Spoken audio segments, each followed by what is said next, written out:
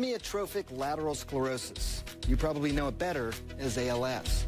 It comes from the Greek language and means no muscle nourishment. And that's exactly what happens when someone has ALS, a neurodegenerative disease that impacts nerve cells. The brain can no longer communicate with muscles. That leads to extreme weakness and disability. There's no cure for ALS. Doctors can only manage symptoms for their patients. But for a very small group of patients, there has been some improvement. And that's practically unheard of in ALS. So what is it about these patients that made them get a little bit better? And most importantly, what can we learn from them?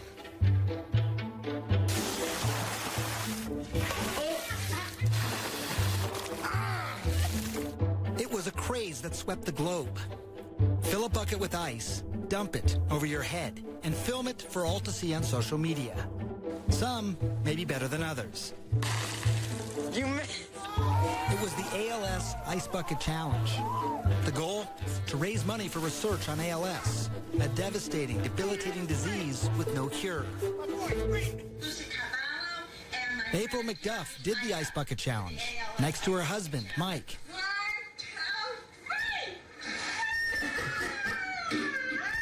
For them, it was personal. You move it towards you a little bit more. Mike was diagnosed with ALS back in October 2012. About 2010, I started to get symptoms. What happened was my arms started to get weak. I was starting to lose muscle tone on my shoulders and my arms. And I went to my doctor, and that time I had rheumatoid arthritis, so I was going into Boston for the rheumatoid arthritis. And when I went in that day, I says, you know, doc, I says, something's not right. And he looked at me and goes, what is going on? ALS is a neurodegenerative disease that disrupts the connection between the brain and the muscles. It leads to weakness in the arms and legs, and often the mouth, causing issues with speech and swallowing. Dr. Richard Bedlack runs the ALS clinic at Duke University in Durham, North Carolina. He has devoted his life to this disease, one that has remained a mystery to doctors and scientists for decades. And it was actually during my neurology residency that I saw my first patient with ALS. And of all the things I had seen up until that point, I thought it was the most amazing and most terrible of all the diseases. It's literally like an explosion went off in a nervous system. Plus, there was so little known about it back then in the late 90s. And most amazing of all, Duke really didn't have much to offer for it. Dr. Bedlack opened this multidisciplinary clinic in 2001.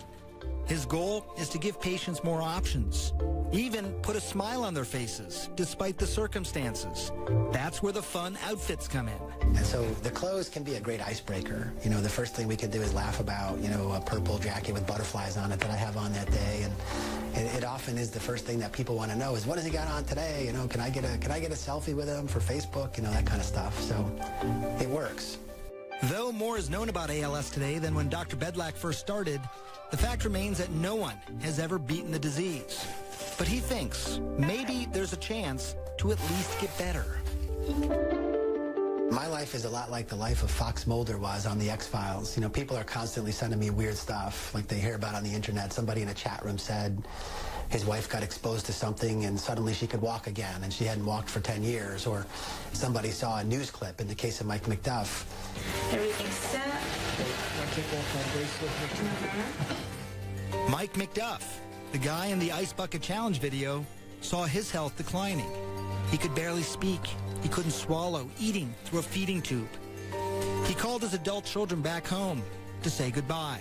He and his wife even picked out a plot at the local cemetery. And then one of his friends mentioned a nutritional supplement called Lunazyna. And she told me about it. And I had nothing else to lose, you know, and she's been a good friend, you know. And so I said, I'll try it. It took time, and I was very patient, you know. But one thing I noticed, when my wife was giving me the shakes, I noticed in the first month I couldn't put my finger on it. I felt a little better. I felt a little more energy. End of December, we had a company over. My wife was making a nice pot roast dinner. And I says, you know, hon, I says, can you just give me a little bit of mashed potatoes and gravy? I'll see what I can do. And she says, you sure? I says, yeah, I want to see what I can do. So I was able to get it down. I started to cry because I know something was working. Mike's case is exactly the kind of rare exception to the usual rules of ALS that Dr. Bedlak is looking for. He scours the internet and connects with doctors around the world. Once he finds a so-called ALS reversal, he verifies it by pulling medical records and speaking with the patient's doctors. If he's convinced the person has ALS and not a disease with symptoms that mimic it, he gets to work trying to crack the case. I'm up to a total of 24 confirmed ALS reversals now. People that I really have the records, I really believe they had ALS, and I really believe they're dramatically better. Those 24 cases vary in the treatments used. Mike McDuff is one of them. Dr. Bedlak started a pilot trial based on the exact regimen Mike followed, enrolling 50 patients. Can you lift the knee at all? I have tried that. One of them is 58-year-old Matthew Teasdale. He's been on Lunazyne for 6 months, halfway through the trial. It's too early to know for sure the long-term impact here, but Matt has already seen improvements. All right, let's see your calves jump up, Matt. Can you lift your knee? Okay. Wow. In this video, you can see Matt moving his legs. A shocking development. The legs died, I say, in January, 8 months ago, 9 months ago, where I could stare at my legs and nothing would happen.